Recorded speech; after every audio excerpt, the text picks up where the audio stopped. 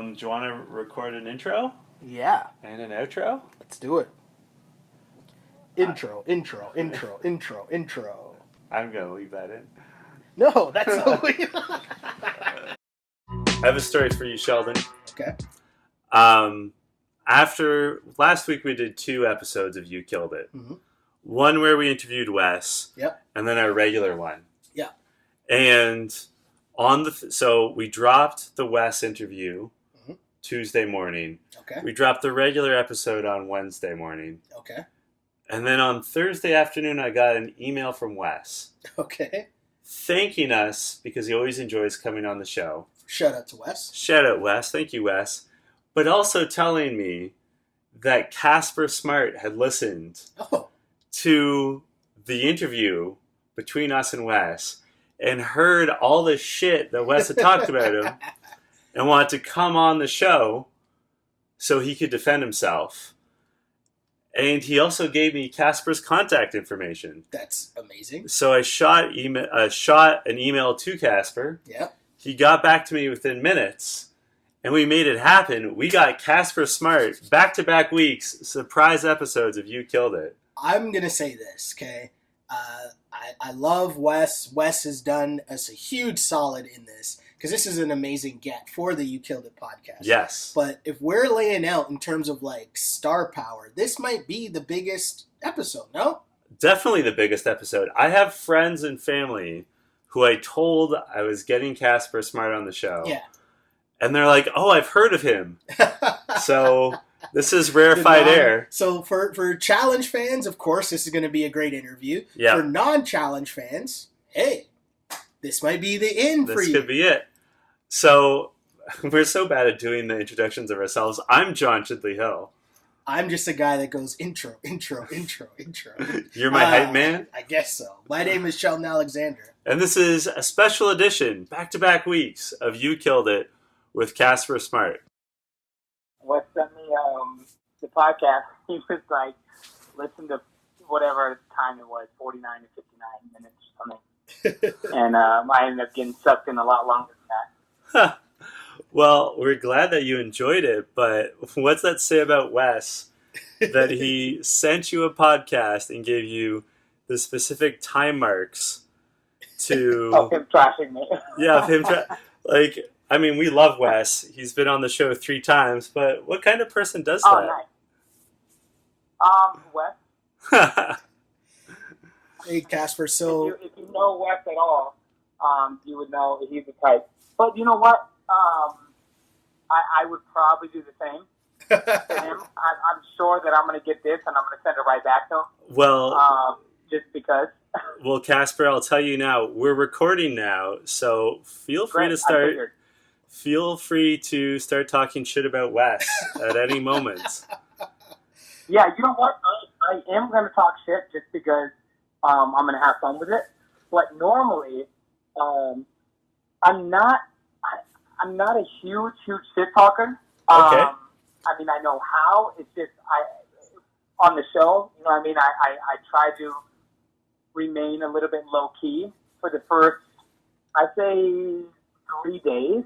Yeah. Is what I was able to hold myself, because I just kind of wanted to sit back and stay out of the drama, and not. I was like, you know what? I'm here for charity.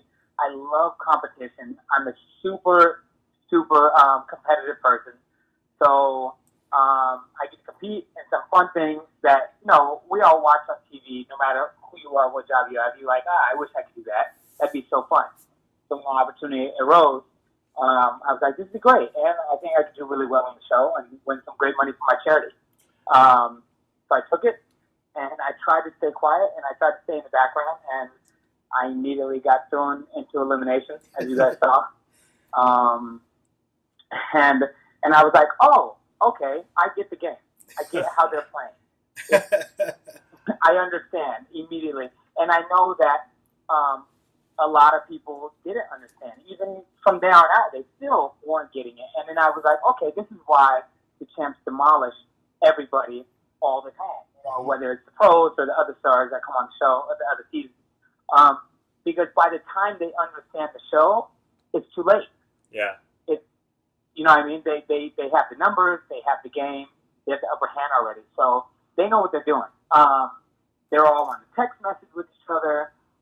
They say immediately who they're taking out, who they're putting in, you know, how it's ran from the jump. So honestly, I feel like the worst thing they could have done is thrown me in first because I understood the game and I was like, oh great, okay, you just created an enemy. Yeah. And I'm a good enemy. You know what I mean? Not to say I'm like a good competitor. You know what I mean? So it's like they could have really gone a different route with it and like wrapped me around their finger to make me believe that, hey, I'm here for the blue team. This is what we have to do. And I was like, yeah, great, teamwork, let's do it. But they went the opposite route. And I was like, oh, okay, got it. Chance for a start still. I understand the game. And I never watched the show before, so I didn't understand how manipulative and conniving the show really was, you know? Yeah. I have to tell you, I was talking about you and the show just today with a fan of the challenge and a fan of our show, You Killed It, named Papa Minnow. Thanks, man.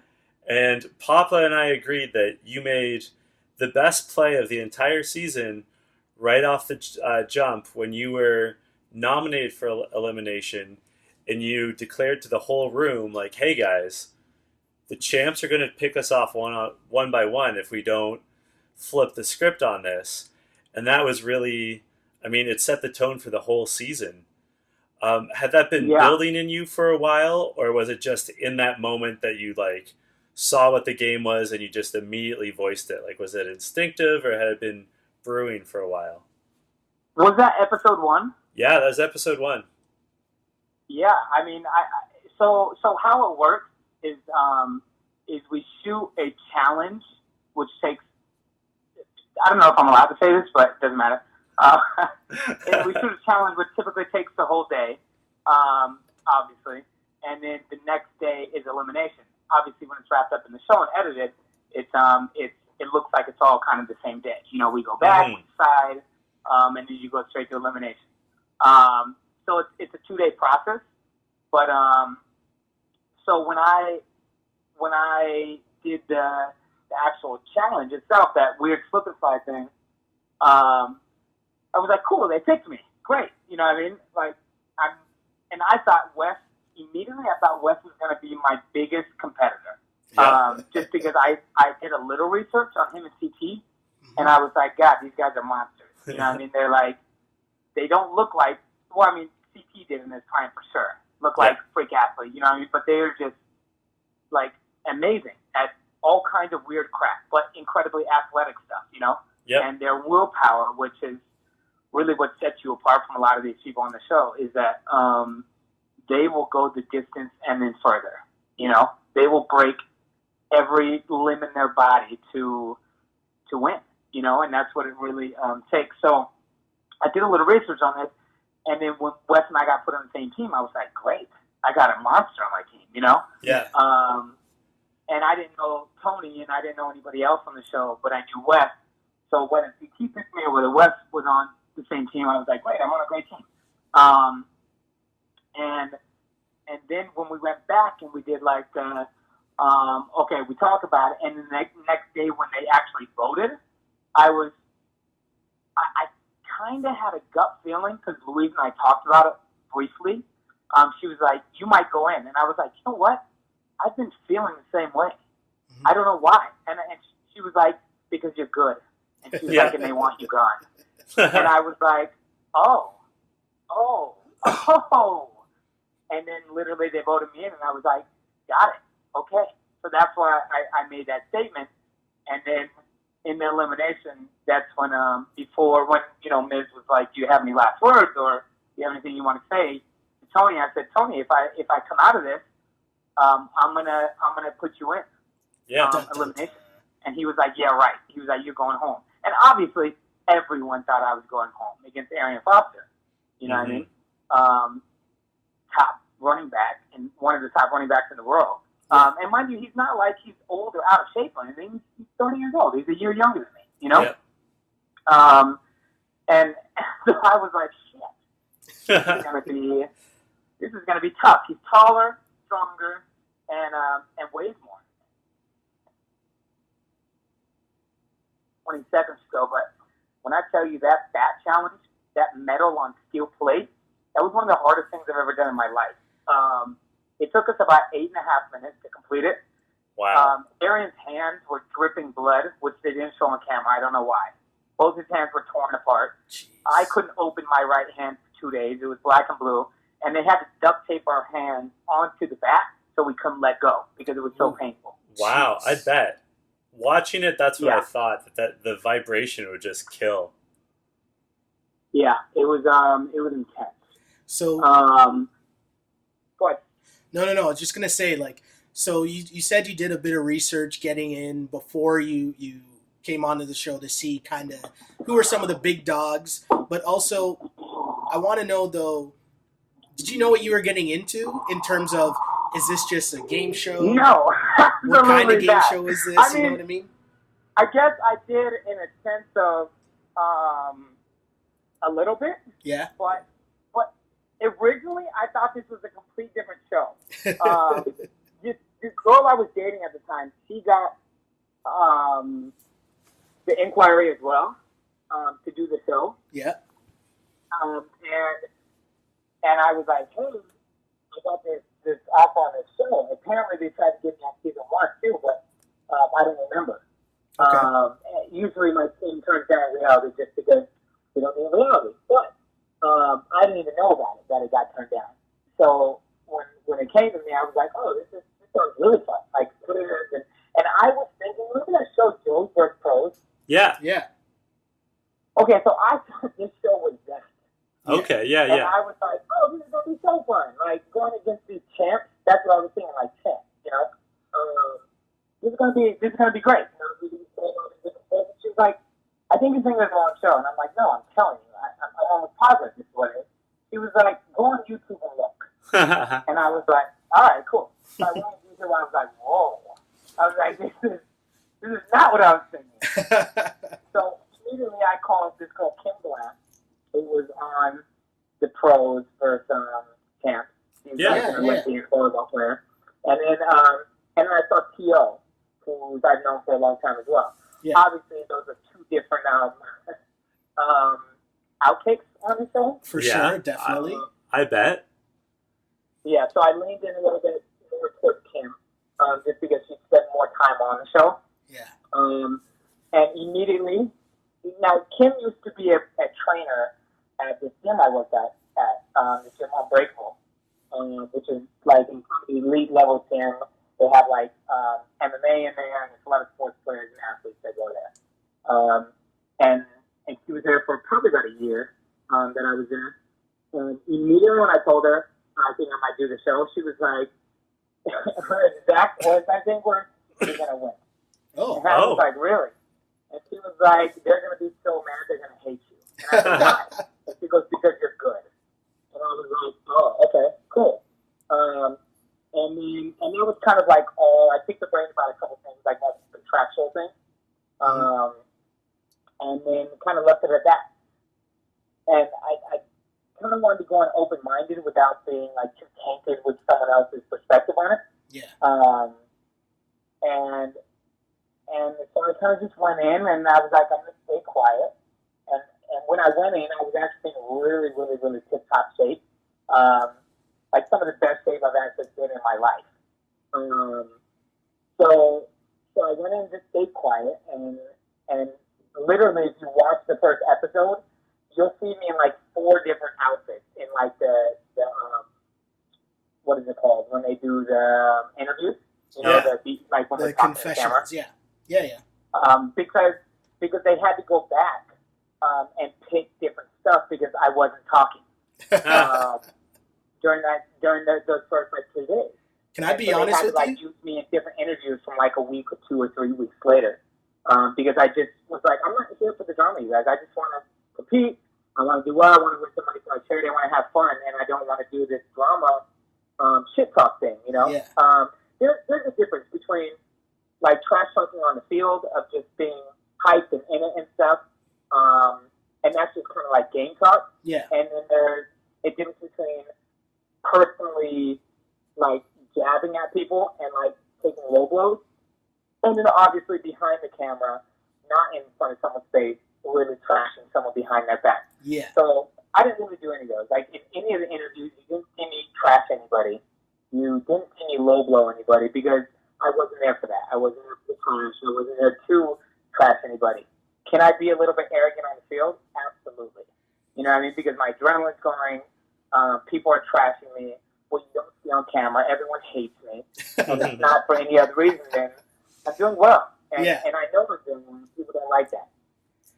How hard is it for you, though? Because, I mean, hey, we've discussed it with Wes last week. I said on this show that I thought there are moments you come across as being more cocky than confident.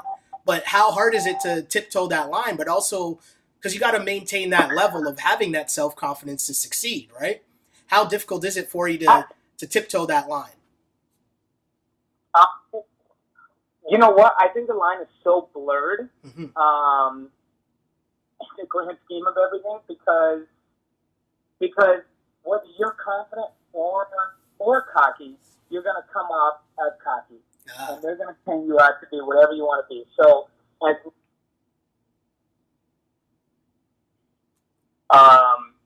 this monster or this arrogant asshole, it happened anyway. You know what I mean? So, of course, also, as much as I try to relax and not like engage in the trash of the drama of everything. Yeah. It just, you can't, because if you're competing or whether you're in the competition itself, like you saw in the last episode of, was it the last one or the one before, when I sent Shane home, of him just, I mean, they really, when they lose or they're losing, these guys unravel in such an unhealthy way. It was bad. And I get it. Nobody likes to lose, man. You know what I mean? Like, trust me, I get so mad. Like, when I lost in the ribbon challenge and I finished, and I didn't really, I lost, but I didn't lose. Like, I finished first, but I lost in the grand scheme of things because everyone made me feel so bad for not going back and helping. Mm-hmm. And I felt terrible. I mean, I didn't really show it on the camera, but, like, I went back to the hotel and beat myself up for it because I'm like, you suck, bro. Like, you finished so fast. You could have saved everybody. You could have helped the girls. You could have climbed. You could have done all this stuff, and you didn't. You know, and I really beat myself up for that because I'm so hard on myself. But when people are trashing you in that moment, it's like, how do you not clap back or fight back or For sure. or be cocky or confident or anything? You know what I mean? Yeah. And then you're just being bullied, so you're just not standing up for yourself. So the moment you stand up for yourself in any type of way, you come off as this type of guy. And of course, the show, you know, loved to edit me as this bad guy. And Louise and I got this role of being the bad guys only because Wes came up with the name, they're the bad guys, and it kind of stuck. And everyone kept going with it. And I was like, we're not bad. We're vigilant, and you guys are the bad people, and we are just stopping you. We might blur the lines a little bit, so I feel like we're like Batman. Yeah. I can see that. Yeah. And then they called Louise Batman and me Robin. I was like, that's fine. I was like, I don't care. You're not going to get me with that. My ego, you can't hurt me with that. I'll be Louise and Robin. How much? Well, how could you not? Louise is great. How much did? Louise is great. Go ahead. I was gonna say, how much did you and Louise and Booby and Drake and the other stars? How much did you guys talk about sort of the psychology and the mentality of the champs? Because I think that's one of the things that's come across in every season of Champs versus Pros or Champs versus Stars, that oftentimes the stars or the pros, they're not ready for how aggressive the champs can be and how manipulative they can be. How much did you guys amongst the stars talk about sort of the psychological warfare? Well, it kind of immediately for me, it, like I said, episode 1, it clicked. And that was literally day 2 of the show. When I got put in that elimination, I was like, okay. Mind you, I knew Louise was riding. Louise saw me for the first time. You know, she saw me in the slip and slide thing, but that's not really athletic. Anybody could have done. I take it back. I don't want to trash anybody. Not anybody could have done it because it was very slippery. But it wasn't. That's not something that you go, wow, that person's really athletic. Yeah. You know what I mean? Yeah. But once Louis saw me do the baseball thing, and everyone saw it, you could feel it in the room that there was okay, this guy is quite better than we maybe gauged. Yeah. You know what I mean? And I feel like there was a lot of gulps. Like Tony was probably the biggest gulp. That's why he immediately came up to me and was like, "Hey man, if you wanna squash this thing, you know what I mean? And not be big things about it and ego and blah blah." And I was like, "Yo man, it's whatever you want to do." Like and I kind of really let him know, like, I'm not scared of you, I'm not intimidated, and you saw what I just did. Now I have to be man of my word, and you're gonna go in, whether you like it or not. Yeah. I will put you in. And he cringed in that moment, you know what I mean? Because he was like, holy shit, I am gonna go in. Like, this man said it to me, took out the football player, and now he is gonna put me in. So his head was on the top of my head hunting list at that moment, you know? Yeah. But it's gone into the whole, okay, everyone's got to stick together yet. But for Louise, it was like a day-to-day kind of going back and forth with her until, I forgot what episode it was, where I literally knocked on her door at midnight. And by knock, I mean kind of pounded. And she was sleeping, and she was like, "Who is that?" I was like, "It's me. Open up." And she's like, "I'm sleeping." I said, "I don't care. Open up." And she's sleepy-eyed, turns on the lights. I go inside, and I did a lot of behind-the-scenes talking because, again, I didn't want to do the whole manipulative, like shady thing on camera because I know how people edit, and I didn't want to come off as someone that was like this type of person that they come off as, you know? So it's not that I was being sneaky or making plans. I was just having conversations with like my team that were safe, you know, that producers couldn't hear or tamper with or tell the champ. I didn't trust anybody or how the show worked at this point. So when I went to Louis, I was like, here it is. I'm a better athlete than Wes. I was like, I know you have a deal with Wes. I can see it. I can hear it. I can feel it. You either pick me or him right now, Louis. No more going back and forth. You pick. You want to run the finale with him. You want to purchase him. You want to do it. Do it. I said, but you'll lose. I said, you want to do it with me, then you do it with me. But I said, if you're with me, cut all ties with Wes. Period. And she was like, okay, I'm with you. I said, okay, this is what we're going to do tomorrow. And that was the whole athlete thing. And, like, everything was, Luis is very smart in the game, too. I'm not taking anything away. But I did more behind the scenes. This is what we're going to say. This is what we're going to do, you know? And so I didn't want to be the mastermind on camera, you know what I mean? I was like, I'll be Robin. I don't care. I will say though, that is a thing that I noticed because I feel like you came out hot, and then lately I'll say you guys have been still running the game, but you guys have been very quiet while going along and kind of rolling with your squad of Booby and Drake and obviously Louise. You guys have been, I think anyways, running the game, but doing it very quietly. So you're saying that was strategic? Yeah. Also, once I got Louise on board, the stars on the blue team were on board because they knew what was going on, and I felt really bad for the red team because, like, as far as Little Mama and Brooke and Sarita and Jose and everyone, Jose would cut deals with anybody that would cut a deal with him. So he wasn't anybody I was trying to save, but. Little Mama and Salita mostly because they were really like, hey, we're with the stars. Brooke was very teeter-totter at the same time, kind of wrapped into his Shane's, snakeness. But Salida and Little Mama, I was like, yo, just stay strong. Like, I will, if I can come save you, I will. Yeah. I will try to do everything I can. There's only so much we can do from this side, And it was just an unfortunate situation, which is why I sent Little Mama and Tori home, because even though Little Mama rode for us and really put her neck on the line, she wasn't on our team, so she didn't make as many sacrifices as the other people did. Yeah. You know what I mean? At Booby and Drake and Luis. So once I got Luis on board with me, I go, okay, Booby, Drake, this is what's going to happen. This is a four-corner situation, and we kept calling ourselves four corners. This is a four-corner situation. If any of your walls come down or are penetrated, we all go down. We all die.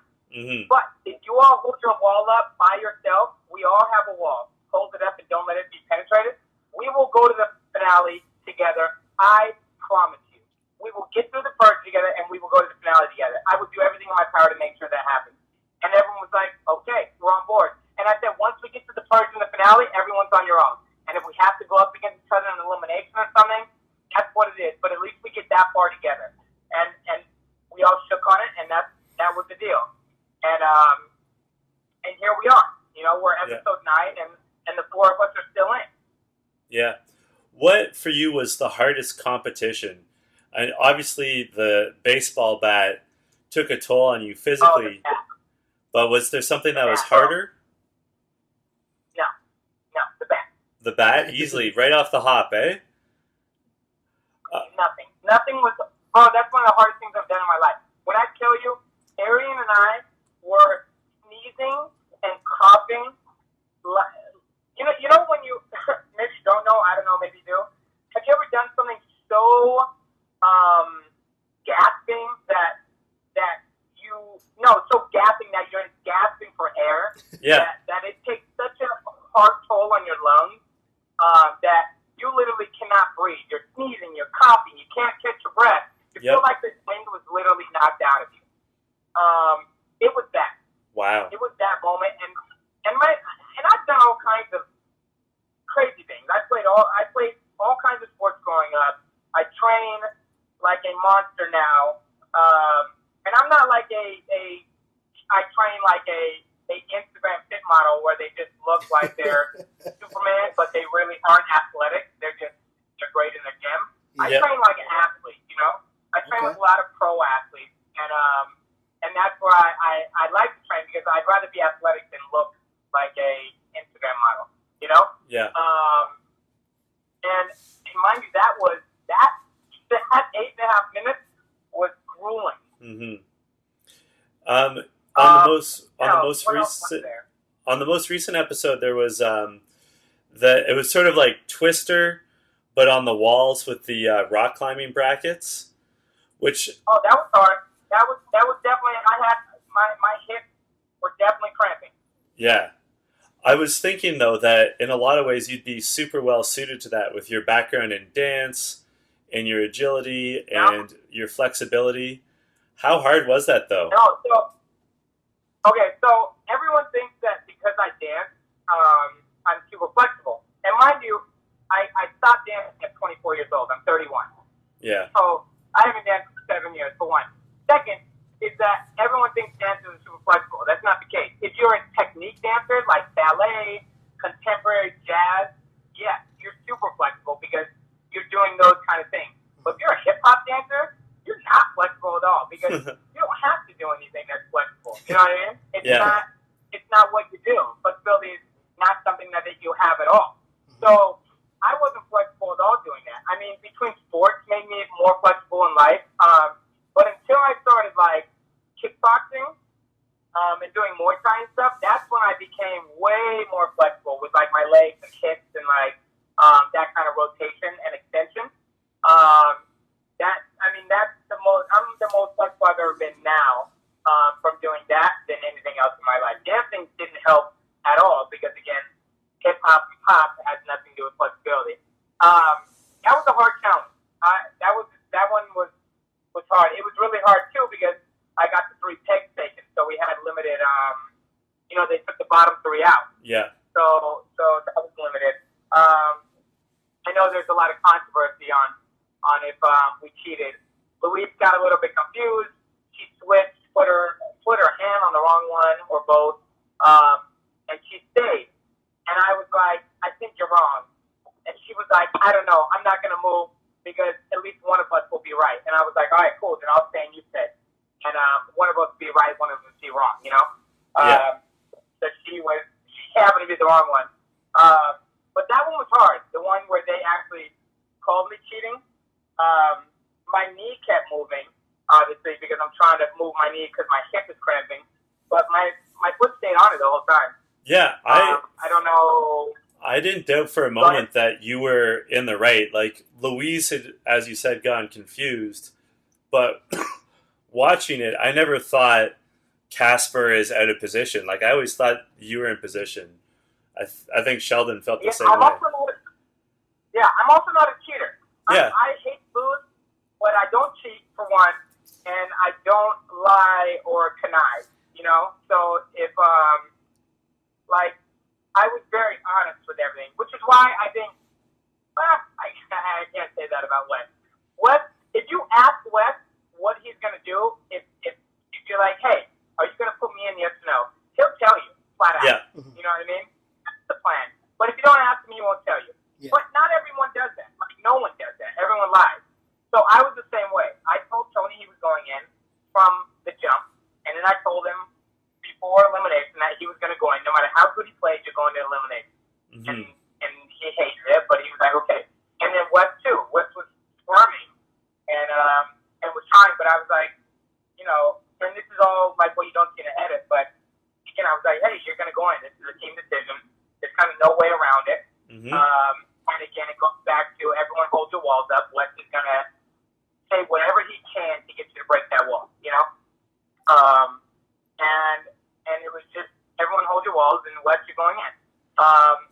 And the same thing with Ashley, you know, you're going in, and if you come out, great. And we get to keep you in, and you go back in again because you protect Louise by keep going in. And if you lose, then great. You lost. And we ripped you off the pedestal because her and CT were about the only two people that lived on a pedestal that were 100% going to the finale. No one was going to question them, challenge them, bother them, and they were good to go, which is why they lived up on their high horses. So the moment we had an opportunity to switch someone, one, Tori, even though Tori trashes me on the show because she has to, because the whole challenge of the camp and being on their team, Tori was my friend. Like, Tori is someone I hang out with still today. So she was very close. So I wanted to keep Tori safe. So I was like, let's move Tori over there. I'll keep her safe by putting her on the red team. No one's going to know that I'm protecting her. I want to rip Ashley down off that pedestal. And they were like, you sure not Kayla? I was like, hell no. Bring Ashley down. And that wasn't like a personal, I hate you, Ashley, because Ashley hadn't really done anything to me that was so snakish or anything. I mean, obviously they all were trying to get me off together, but it wasn't like a personal vendetta. It was more of like, hey guys, no one's safe. The blue team does well. The stars are a force to be reckoned with. You aren't safe. It doesn't matter how good you think you are. We will pull you down. You know. Yeah. And we did. And so in the moment she switched over, that's why she had the meltdown, because she knew she was going to live in elimination until she went home.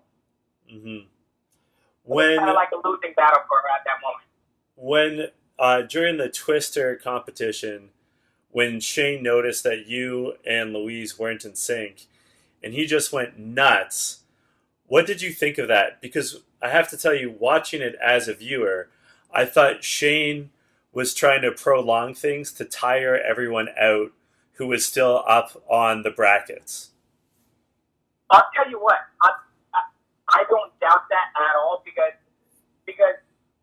Obi and I think it was just Obi and I left, right? We were screaming, like, for minutes, and the producers to keep going, because we were dying. It was already an uncomfortable position to begin with, and he was just having a meltdown. So I don't doubt that he was doing that, but also he knew that, one, he just got eliminations, and he got a power play and got to take 3 cleats off. And now, me and Booby are the last 2 people.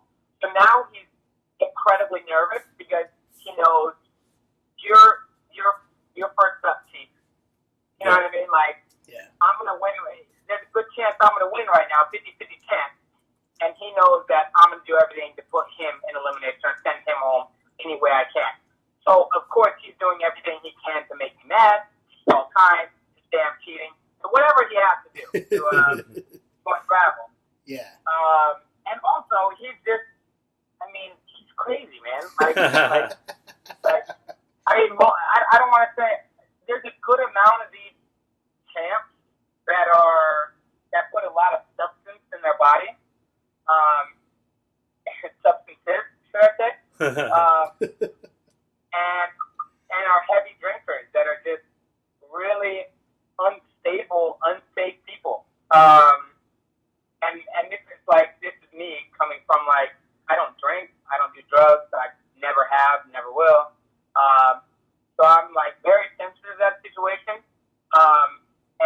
And also don't put up with it, don't like to be around it, don't like to be around people that do anything. So when it's someone like that, acting like that, and doing certain things, it drives me crazy. It makes me so mad.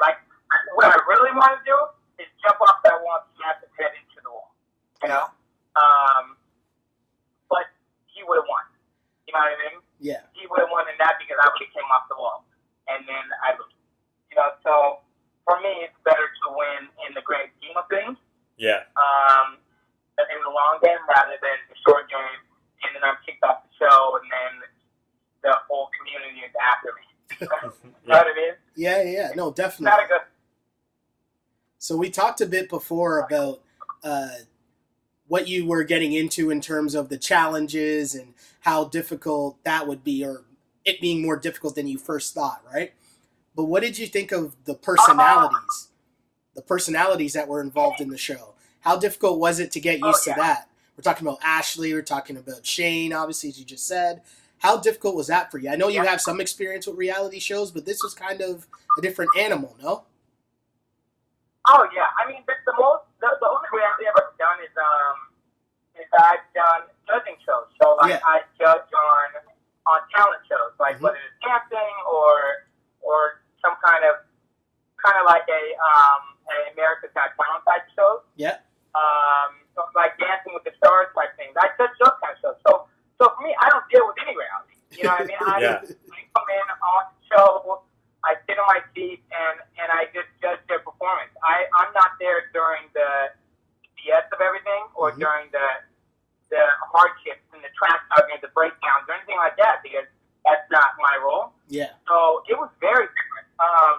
One, the challenges itself, I was unimpressed with several of them, and it made me kind of angry because I was like, shuffleboard.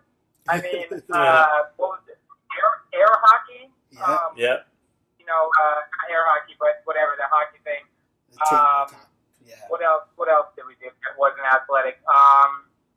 There was the one that you did pretty well at. It was kind of like the football, where you kind of had to run through everyone, and they had the balls. Okay, so that one, I'll just give you the inside. That one, I didn't want to wear a mic tag during that because I was like, hey guys, I'm not gonna wear my mic tag, and the sound was like, you have to, and I was like, call a producer. And this is like the first time that I'm having any kind of rebellious with the show or anybody kind of my own thing. And they came over there like, you have to wear the mic tag. And I was like, I'm not wearing it because if I get hit or if I fall and I land on that metal pad, I'm not only going to bruise myself really bad or I'm going to break something like a rib. If it goes into my rib cage or if it goes into my hip or something, because those little mic tags that you guys know, they're solid. Yeah. You know, they're solid metal. It's not something that bends or folds or anything. And I was like, I'm not going to do it. And they were like, okay, you're not going to play. I said, cool. I took off my helmet. And I was like, I don't have to play. And I was bummed because I was really excited to play, but I felt like I had to kind of make a stand for protecting myself and other people on the show. Yeah. and I knew that was going to cause a little controversy. And you know, we kind of went back and forth, and I took my helmet off, and I went and sat down, and my team got mad at me, and I was like, guys, I'm not going to get this type of hurt. I'll risk myself in a lot of ways to get hurt, but not like this. This is stupidity, you know? Yeah. And they were like, well, everyone else has the mic pack on. I said, that's fine. I know what this is going to do if I land on this wrong, or if somebody else lands on this wrong. So they were like, put it on your ankle. I was like, oh, okay, cool. I'll put it on my ankle. So put it on my ankle. I ran the first thing we did. It was all out of order on how the game was. Yeah. But the first person that ran was Jose, and I went and smacked Jose out of bounds. And halfway down the field, it came off my leg, and then I didn't put it back on because it broke the wire, and it was like too much. Literally, the third person up was Drake, and Drake got hit by CT. Drake went down so hard, his mic pack went in his back. It gassed his back up in like 3 different places, and it bruised so bad immediately. Yeah. And they were like, okay, everybody, take the mic packs off. And I was like, of course, I'm so mad because now I feel a little bit protected towards Drake, and Drake is in so much pain right now. It's crazy. You can see it. And I'm like, you guys fucking see? I fucking told you to take these off and someone's going to get hurt. You know, but it doesn't matter because everyone's like, we tested it. I'm like, no, you didn't test it. They were like, I said, you don't have CT out here and Tony out here. Yeah. And like, guys like that, you know? Yeah. And they were like, we had a guy that was 250 pounds that did it. I said, they don't have $150,000 of charity on the line. They don't have this kind of mentality. Yeah. They're doing it for $50 an hour or $20 an hour to test these things and bounce off each other. This is not the same hitting, I promise. Yeah. And they were like, we tested. So once Drake got hit, they took it off. And then Ashley fell right in front of me. I got hit in the back. I fell on top of her, and my ball went right into the back of her head, and she faced in the grass. And she thought she broke her nose. And I felt so bad. Like, because no matter what competition there is, you don't ever want, I mean, maybe they do, but I don't ever want to hurt anybody. No, you know what I mean? Like, you don't want somebody to actually physically get really hurt where, you know what I mean, Ashley's crying now, and I actually feel bad because that hurt. I know it did, you know, and I don't want to hurt her. I want to beat her, but not hurt her. Yeah. And so we started having a lot of those type of things immediately, and everyone was really getting hurt right away. And we were like, this is not a boy-girl sport. You know what I mean? This is not made for girls and boys. I mean, you've seen the YouTube where people run into each other with those yoga balls, and one of them goes flying. For sure. You know, it was the same thing, but harder because there'd be someone like Drake who's 140 pounds versus someone like CT who's 250 pounds, Yeah. or Ashley who's 115 pounds. You know what I mean? Against someone like, you know, me who's 185, or Tony who's 220, or whomever. You know what I mean? Who has a lot of muscle. And when you're running at someone, you're just trying to get them down. You're trying to knock the ball out or knock them down. So your adrenaline's pumping. So you're not really pulling back and trying to like, okay, let me not hit them that hard. You know what I mean? You're trying to put them down. Mm-hmm. So instead of going in an entire 2 rounds through, they went 1 round through. Yeah. And so everyone kind of had their plans. You know, of course, Wes and I are arguing who's faster. And I'm like, I promise I'm faster than you, Wes, because someone gets to go twice. And I was like, I promise I'm faster than you. And he was like, no, you're not. And Luis is over here arguing, I'm faster than both of you. I'm an Olympic athlete. I said, that's fine, you're a girl. I'm faster than you. And we're all arguing over who's the fastest. Did you guys race? Luis and I raced. Yeah, Luis and I raced like 40 yards in the beginning and off camera, and I smoked her. Like, it was embarrassing. And I was like, it doesn't matter if you're an Olympian. Like, it's just boy and girl, you know what I mean? And not to say that any boy can beat her, but I ran track for 7 years. Yeah. You know what I mean? I played football for 3 years. Like, I'm fast, you know? And Wes, I was just like, you're too pigeon-toed, you're slow. I'm fast as you, bro. And so I got to do it twice, but then we ended up doing it once. And I was telling everyone, once I kind of figured out what was happening, I was like, Wes, this is what you have to do. Keep the ball out, 10, 15 yards, grab it, run out to the 50-yard line, create space. Yes. Because I don't care how big or fast you are, if you go 15, 10 yards out and you go right back in the middle and there's 20 people trying to knock you and block you, I don't care who you are. You could be a Hercules. You're going down. Yeah. You know what I mean? You're going down no matter what. And I mean, prime example, TT, you know, or Tony. And I was like, you need to create gaps and holes so you can actually run it, especially if you're fast. No one listened. I told the same thing to Luis. No one listened. And I was like, okay, I'm last up, you know. So literally last up. We kicked it, 10, 15 yards out. Yeah. Ran out to the 50. And all you saw, there was just a bunch of big holes and gaps. And I was like, I know I'm faster than every single person on this field. So as long as I have to run one-on-one with everyone and I don't have to go like 2 or 3 against one, as long as I have to only meet one person for each gap, I have to break, each hole. Mm-hmm. And that's all I need to do. I just have to beat that one person in that quick moment. And that's exactly what I did, And I did it different by holding the ball in one hand and swatting people with the other hand. Yeah. So very stiff arm. Yeah. And those balls were so incredibly big and made you very unbalanced, So if you hit somebody with the ball with one hand a little bit, they kind of lose their bounce and go up. And you saw that with Ashley, the first thing. Yeah. Flying. And that was kind of like that with everyone. And then they started throwing their balls at me, trying to cheat and trip me. But yeah, it was good. It was I was the only one that scored. So I got a question for you here. Well, let's talk a little bit about some strategy things that happened during this season so far. So one of the recent things was you guys were heading up in the elimination, you and Louise, and there's a big decision to be made by Boobie, Gibson, and Wes, and it was between who should go in against you. Was it going to be Jose and Salida or CT and Tony? And it appeared that the Stars wanted to throw in CT and Tony, but Boobie ended up putting in Jose and Salida against you guys. Were you guys all in on that decision? All right, so we met about it, all of us. I kind of gathered everyone, put everyone on text, and I was like, look, obviously Salida and Jose was so ecstatic that was even an option. You know what I mean? Yeah. I don't know how he luckied his way out of everything. So I kind of told everyone, and Luis and I had a conversation first, and we were like, you know what? If we're going to be able to beat Tony and CT in anything, it's going to be an elimination.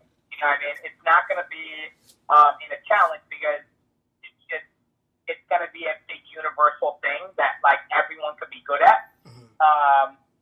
And it's going to be more geared towards everyone. And I was like, if we do an elimination, trust of elimination, they're not going to do a strength challenge because you couldn't do it. You know what I mean? It wouldn't be fair with the girl. Yes. Not to say that I'm even close to strong as CT, but I would do it if there was 2 of me. You know what I mean? But with the girl, it wouldn't be fair. So that was off the table. So we're like, cool. It's not going to be strength. Anything else we can handle. Puzzles, mazes, agility, speed, jumping, anything. And so we were willing to take that chance, and we were there. So we were like, you know what? We got one shot right now. Let's take it. Let's take the shot and go after the biggest 2 people. And if we take them out, we will win first place. Yeah. On the entire show. You know what I mean? We will go to the finale and win this show. Because to us, they were the biggest competition. And I hate to say that Boobie and West weren't the same competition, but they weren't. You know what I mean? I mean, it wasn't in both of our heads. They're incredibly athletic, but for me, Tony and CT were going to be the ones that were going to be really hard to beat. So we were like, let's take the shot, let's do it. And Luis and I agreed, and then we went to everyone and said, this is what we want to do. And everyone was like, whoa, are you guys sure? And we're like, yeah. Because if we do this, we take them out, you guys all have a spot, and you guys are all safer. We take out 2 big heads on shows. So everyone was kind of happy, you know what I mean, that we explained that they would be in a better position. And Boobie didn't like it. Oh. Boobie didn't didn't want to see us go home, and he didn't want to take the chance that we would lose. Yeah. Or we could lose. And mind you, we could. You know what I mean? We could have lost. But we were willing to take that chance. So you guys were okay with his decision, though? Say again? But you guys were okay with his decision, though, because you understood kind of where he was coming from? Yeah. In the moment, like when we were doing the thing, when he was even arguing and Wes was in his ear and doing that, Louis and I knew exactly what he was doing. He was trying to protect us, and he didn't want us to go home. And not that Louis and I were being any kind of cocky, like, okay, we've been killing it, let's take out the big dog. No. We were like, this is the only shot we have.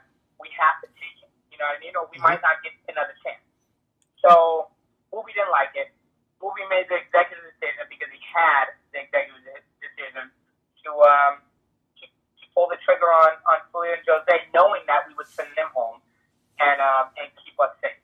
Okay. Because he wanted to keep those four corners together. How cool is it that this show helped you make so many new friends, like an Olympian like Louise, an NBA star like Booby, former child star like Drake Bell? Like, it's pretty cool that the four of you forged this bond, isn't it? Yeah, I love it. You know, I've known Little Mama for a long time. Like, I don't know, maybe close to 10 years. Same with Brooke. I think I've known Brooke for probably like 10 or 11 years as well. Not super close to either. Brooke just in passing, hey, how are you? Hi. Little Mama I knew by phone number. I've known her for a while. But everybody else I didn't know anybody. And now Booby is a friend. You know what I mean? Yeah. We talk here and there. We obviously live very different lives, and as close as we live to each other, we don't. You know what I mean? He lives in Marina Del Rey, and I live like way out in the valley. So it takes an hour just to get to each other, so we don't see each other very much. Louise and I talk pretty often. Drake is on tour. I think the last time I heard, I think he was on tour for a while. He might be back, but he's actually coming to Toronto. Drake Bell's coming to Toronto at the end of the month. Is that where you guys are located? Yeah, we're based in Toronto. So, nice. I was thinking about going to a show in Toronto recently, and I pulled out because I have a charity I'm doing. One of my artists is going out there. Well, make sure to look us up. We take you out, man. Yeah. I'm actually not going, but next time I go, for sure. It's been a little while since I've been out there. But yeah, the relationships were great. Even Wes too. Wes and Tori, like I said, I talk to Wes about once a week, like he said.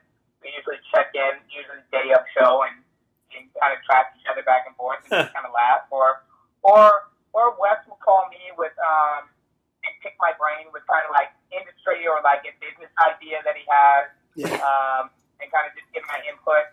Or I'll pick Wes's brain about something. You know what I mean? Yeah. And it's Tori introduced me to Jordan. Jordan. Who's on the kind of yeah. And I love Jordan. We hit it off right away. So we hang out and talk, pretty frequently as well. And yeah, so I definitely like the relationships that came out of it. Yeah, for sure. You mentioned earlier in our conversation that before coming on the show, you did a little research and you really found out about CT and Wes. I'm curious, what clips did you see of them? Because between the two of them, they've been on 20 seasons of The Real World and The Challenge and Champs versus whatever. So what stuck with you that you saw of these two guys? Yeah. So you know what? I saw Johnny Bananas a lot too, and obviously I didn't know who was coming on the show. So those are actually the three that I saw. Yep. Very frequently. Wes, I was like, this guy's a beast. You know what I mean? He's really good. He wins damn near everything. He's really smart, which is, when you do puzzles or things like that, or teamwork and things like that, those are very strong attributes to have. He's also very athletic, and he wins a lot of elimination challenges. I saw like highlight reels of him just beating everybody up. Yeah. And I was like, dang. Like, I didn't realize how big he was. I knew he was big, like when he was in shape, but I didn't realize how like tall he was. I didn't realize he was 6'4". Yeah. You know what I mean? And now 250 pounds.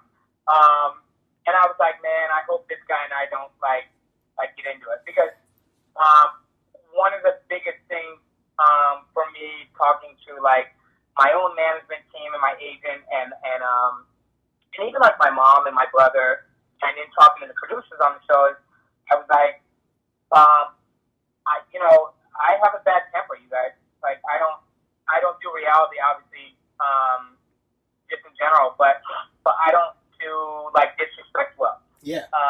And it's just not kind of how I grew up, not what kind of neighborhood I'm from. Like when people trap you behind your back or in front of your face, it's kind of you kind of just handle it. You know what I mean? In a very physical way. And that's how I grew up. And I have an older brother who's a Marine, and we're rough, and we fought. And now, just not to say I'm any kind of MMA fighter or boxer or anything at all, but I train. You know what I mean? So I'm no stranger to a fight or being physical with anybody. And so for me, I was like, man, I hope this guy doesn't like try to bash my head in like he does everybody. Yeah. You know? Because one is I won't back down because everyone's terrified of him. You know, you could be an 8-foot monster and I wouldn't back down. Not to say maybe it's a little bit stupid, but but I just not that guy. And then the other thing is the other person is Johnny. And I was like, man, this guy is something. Like, and I didn't know. All I knew was going to be them versus us, you know, in the moment. So I was like, man, this guy is really dirty. Like, he really pushes people's buttons. It's a super he really tries to get people to like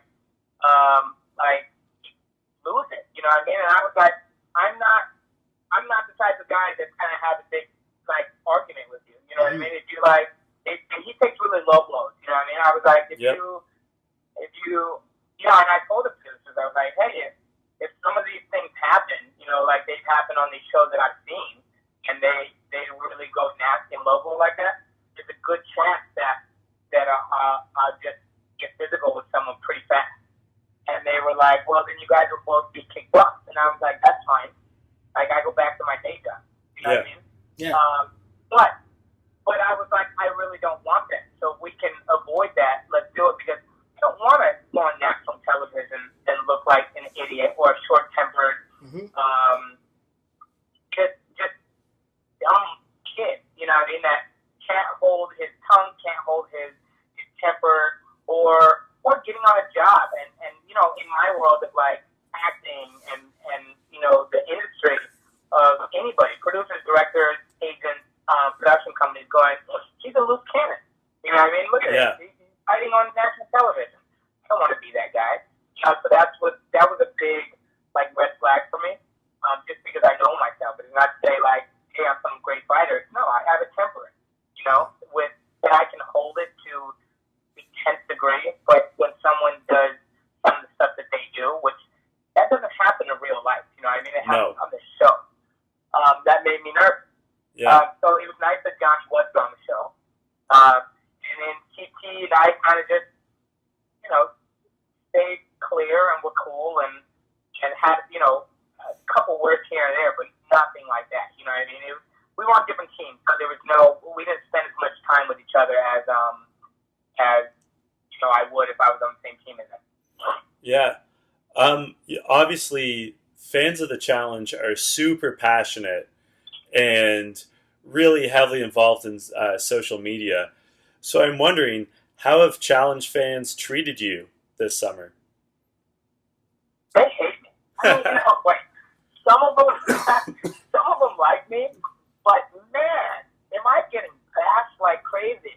Like, there are so many people that are bashing me, that are like, I can't stand him. I hope he never comes back. I hope he gets sent home. He's the worst. He's so arrogant. He's so cocky. He's just the worst. And I'm like, wait, what? I'm like, I'm black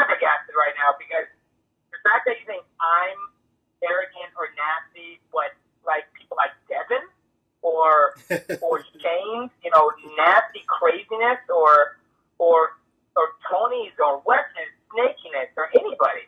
I'm like, how am I being like bamboozled right now? But again, these fans, these challenge fans, are fans of the champ. They've been fans for years and they're loyal and they love them. So anybody that does well, they hate. Someone like, I don't want to even name any names, but someone that's flying under the radar that's not doing great on the show, they didn't get talked about from the fans because they don't care about it. Yep. I mean, because they're irrelevant to the grand scheme of what's happening, including the fans' comments and concerns and opinions.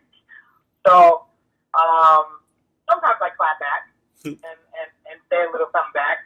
More on Twitter, I kind of have conversations with people and kind of just talk a little bit and go back and forth. And sometimes I'll just give my a reasonable response that's very not attacking or fighting or defending. It's just kind of saying what really happened. And sometimes I'll be a little bit cocky and say something, say something a little bit cocky. For what it's worth, challenge fans attack the regular people on the challenge all the time. There's all these camps.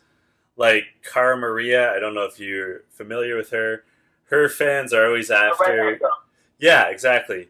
Her fans are always after Kayla, and it's a big... Oh, yes. I did see that, because Kayla tweeted in the beginning something about me going full Cara or something, and I didn't understand what that meant, but I knew that Cara had won the show. Yeah. And so I responded. I was like, didn't Cara just win? Laugh aloud. Yeah. And a bunch of fans kind of picked that up and ran with them. We're like, Kayla's back. Yeah, exactly. And then Cara responded maybe a month or so later because she was preoccupied. Yep. It's the best word I can say. So when she got back on her Twitter, she responded something, catty as well. But I was like, wow. There's a lot of hate on everybody, but there's a lot of I'm sure I have more hate than love, and I understand why.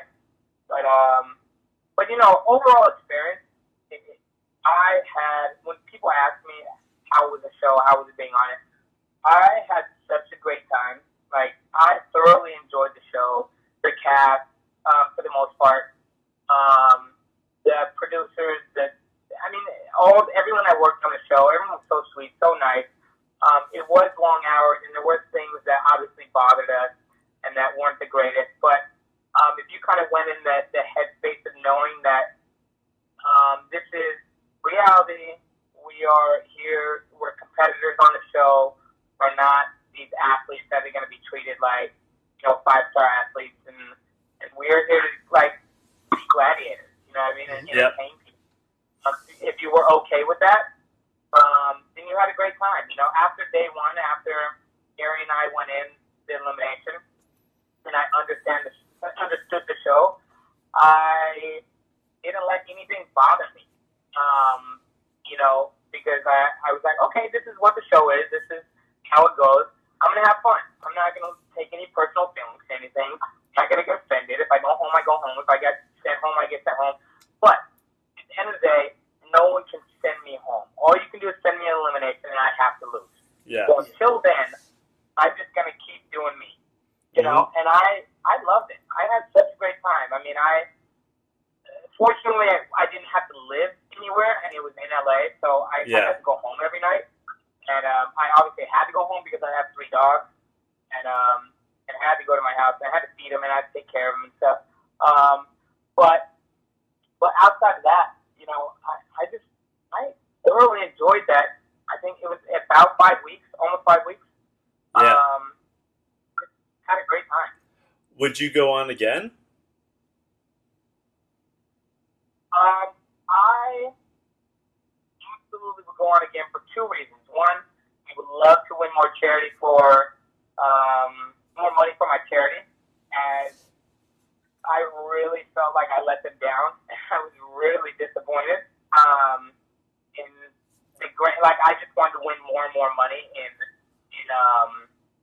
you know, like, I didn't really get MVPs, and I didn't get to win those, like, bonuses all the time, you know what I mean, that everyone kept giving, and I didn't really understand what this leaderboard was, nor did I really care about it. But when that money is raking in for your charity, you're like, oh, wow, that's $8,000, $7,000 or whatever. That's these kids, you know? Yeah.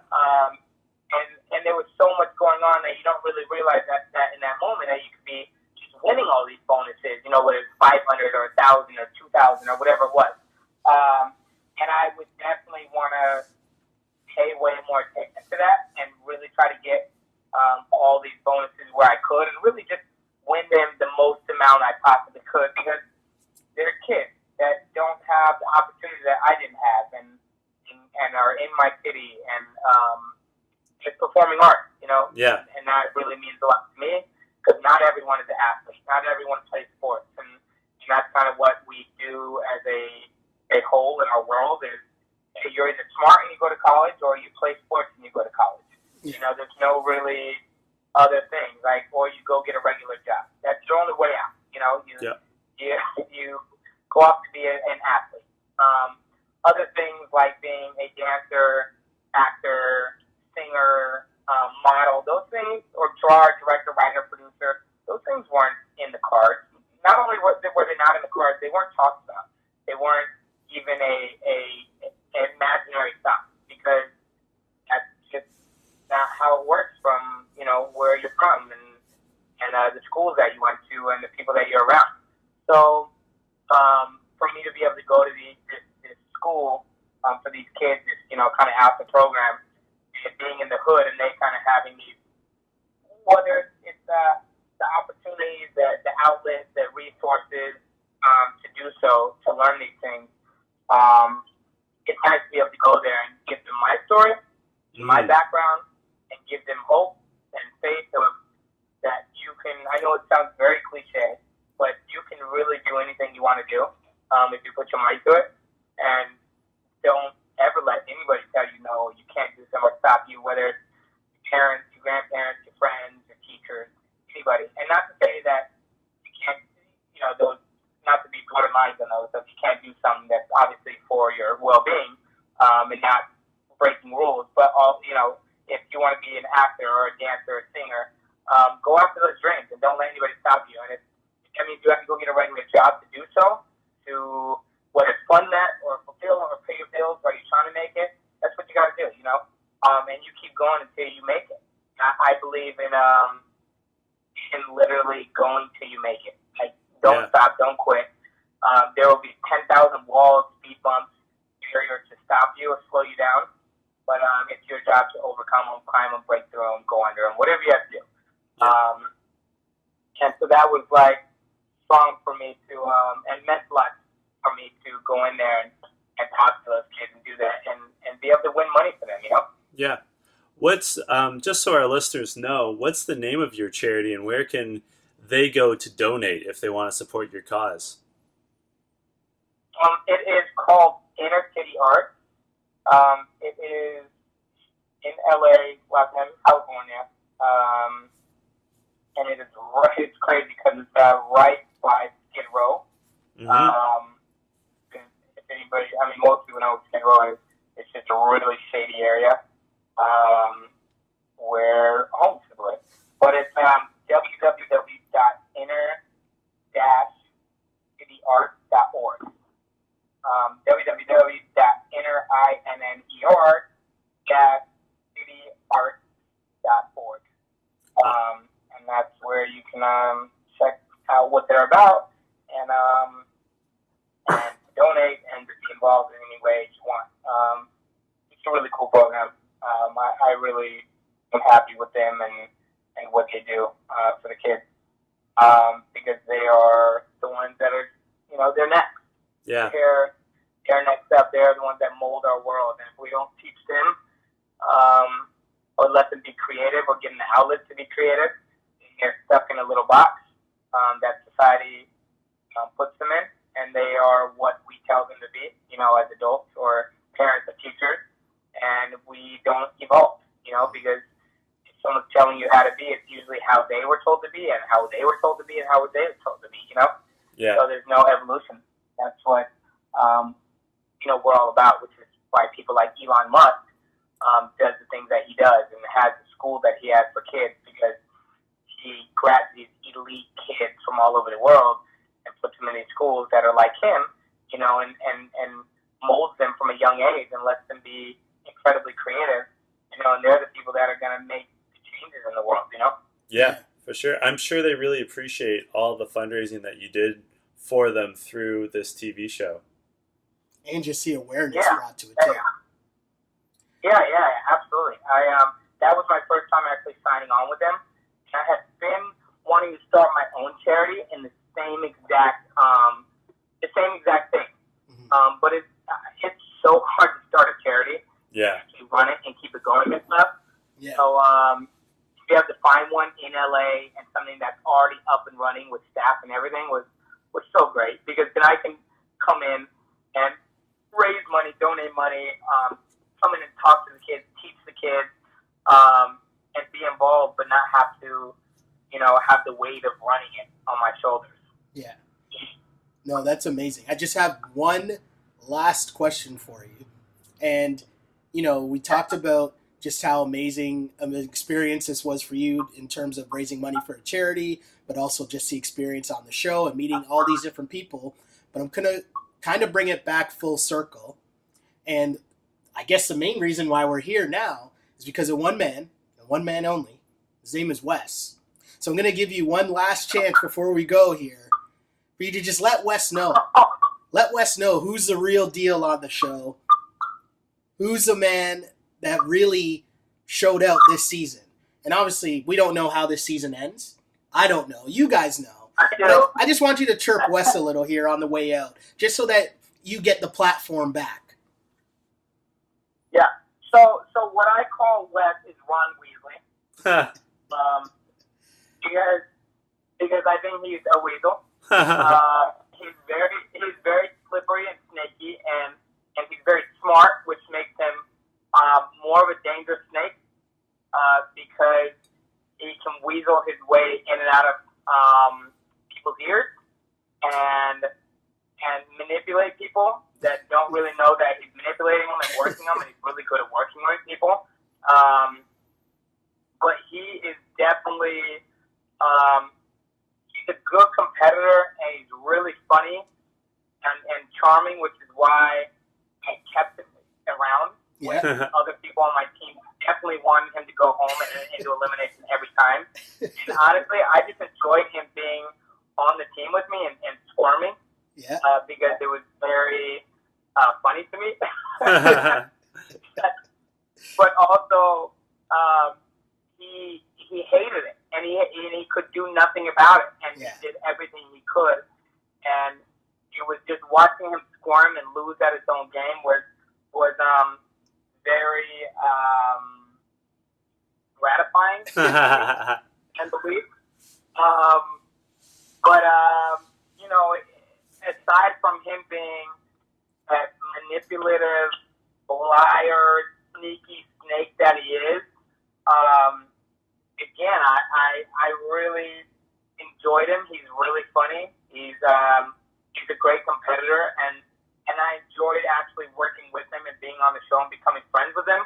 I think whether I do the show or not ever again, I think Wes and I will continue to be friends, and that's great, because, like, for me, it's like the quickest way you can get to me is being funny.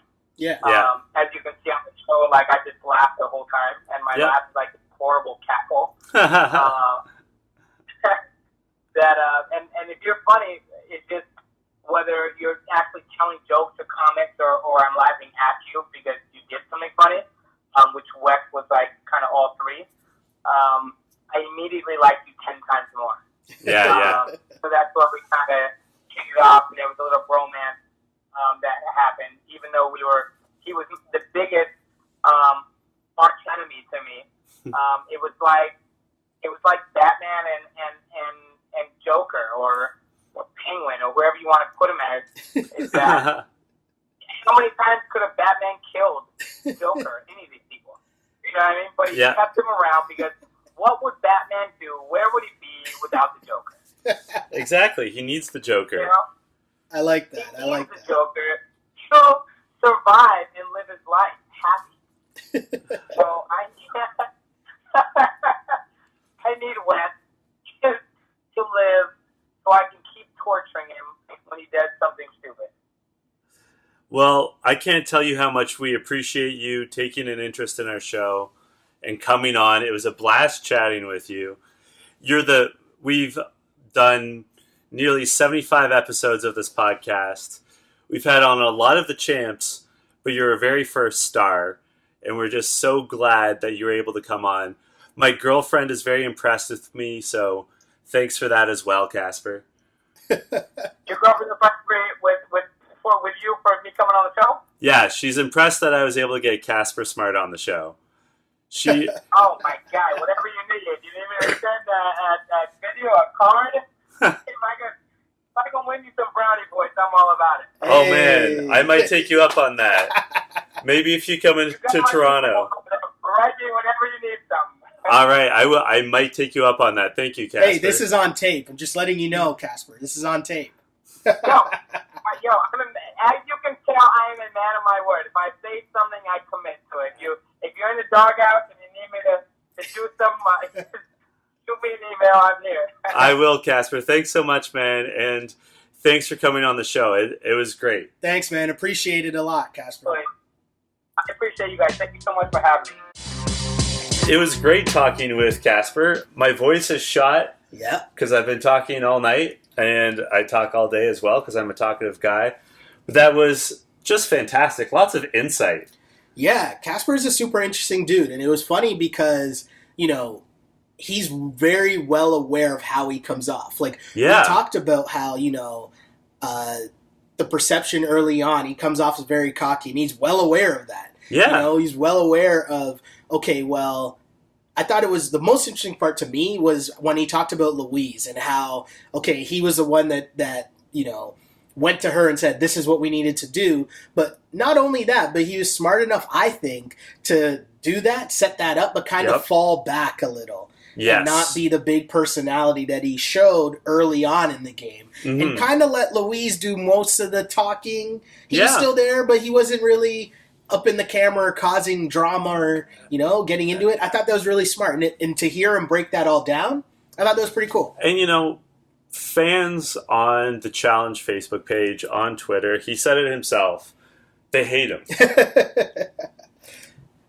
But if you listen to our podcast, he was so kind about so many people. Yeah. And, he had so much respect for Wes. I mean, they have a friendly rivalry. But he said a lot of great things about Wes. For sure. He has nothing but kind things to say about Louise. Yep. And Booby. But even Tori. And right? Tori and Drake. And the fans and the podcast. Oh, sorry, not the podcast. The charity that he's supporting. Yeah. He gets advertised as being cocky, but I didn't find him cocky. And we just spoke to him for an hour and 10 minutes. Here's the thing, though, right? I guess my perception ahead of time would have been, this is a guy that's super cocky and thinks he's big time. But if you really break it down, we're two schmucks doing a podcast about the challenge. There's no reason for Casper Smart to want to talk to us about anything. But because he's a nice guy, he says, oh yeah, I'll come on. West Coast signed, I'm in. And I appreciate that. That's a level of just a guy that's a dude that is just and what I mean by a dude, I mean, you could just sit, shoot the shit, have a conversation. Good peoples. Yeah. Good peoples. And, I mean, this is behind the scenes of how You Killed It gets made. When Casper and I were going back and forth on email, trying to figure out when we could make it work, he was throwing out Saturday night as an option. Mm-hmm. Casper Smart is a big deal. And he's suggesting that he would spend an hour of his time to talk to two Canadian podcasters about a reality TV show. Yeah. So, to me, I don't think Casper Smart's a cocky guy. I think he's confident, but I wouldn't say he's cocky. I also wouldn't say he's arrogant. I also liked what he said, though, that, at a certain point, that line is blurred. Yeah. And, depending on how you're coming into it, that's how you're going to feel about that person. Yeah. Right? If you're into it, you're going to be like, okay, that person's just confident. But if you already dislike them, you're going to be like, nah, he's cocky. And I think, hopefully, because I know for me, this conversation was so interesting to just listen to someone talk about their field or their experience on a show that obviously we both enjoy and we're into, but also just give you a lot of background in terms of certain things that went down. Yeah. I thought that was cool. I also, to the best of my knowledge, and again, he's the first star that we have interviewed. Mm-hmm. I really respect the fact that he did research. Yeah. That he spoke to Kim, that he spoke to T.O., that he watched tape on CT and Wes and Johnny Bananas. But it's smart. It's smart. Yeah. It's smart. If you're not a fan of the challenge, but you're going in their house, figure out what you need to know. There are a lot of things in there that he said, and a lot of things that I really appreciated. But one thing I really liked was he was talking about how, and it made me think of T.O. and how the situation with T.O. went down. And what he was talking about was before he came on the show, he was worried about, would he get in an argument or would he get in a fight with someone? And it was something that we talked about during that season with T.O., and just in the sense of like, there's a line where, cool, I understand this is reality TV and people are trying to make a name for themselves or get a clip made or whatever. Yeah. But at the end of the day, like, I'm a human being, you're a human being. There's a line of respect. And once that line gets crossed, you got to get checked. And I appreciated that real aspect of it, right? Like it's funny. Like we talk about it all the time with the reality show, but it's different in this sense of Casper Smart because obviously we have a perception of him outside of this reality show and who this person is. And it was just interesting, again, why I love doing this podcast or like watching reality TV is seeing people and how they react in certain situations, but then once you remove them from that, the cool part that we've been able to kind of unveil here with this podcast and some of our interviews, when you remove that person from that situation, get to pick their brain, I'm so interested by that. Yeah, it's so interesting to hear just, what makes them tick, like why they get along with this person. And hearing him talk, doesn't it make so much sense why him and Wes have this like budding relationship? I like that. I'm interested that he and Tori gelled too, and he and Jordan gelled. Everyone seems to like Tori though. Yeah. No? I find like that's a thing. Well, Everyone seems to like Tori. She brings such a good energy from what we've seen. Sure. Yeah, definitely. And high energy, and she doesn't take herself too seriously. Everyone loves self-deprecating humor. Yeah. Right? Yeah. Because if you can knock yourself down, it's the Eminem principle. If you knock yourself down, no one can knock you down. For sure. I just want to say I hope people, when you listen to this, give this a chance because I feel like people might, I know this makes no sense to say it on the outro. Probably should have sold it more on the intro. That's cool. But my point is I hope people come into this and they're just like, come in with an open mind and just listen.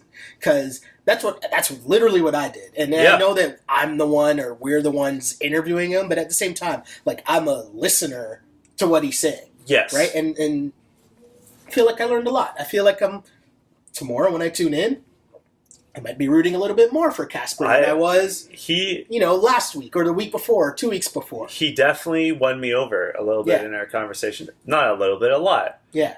And, I mean, to be real, you and I both have to interview people in our day jobs. Yep. And I got to tell you, I don't always like people that I interview. And you have to hide it. Yeah. But, I sincerely liked Casper. You root for people, definitely. Yeah.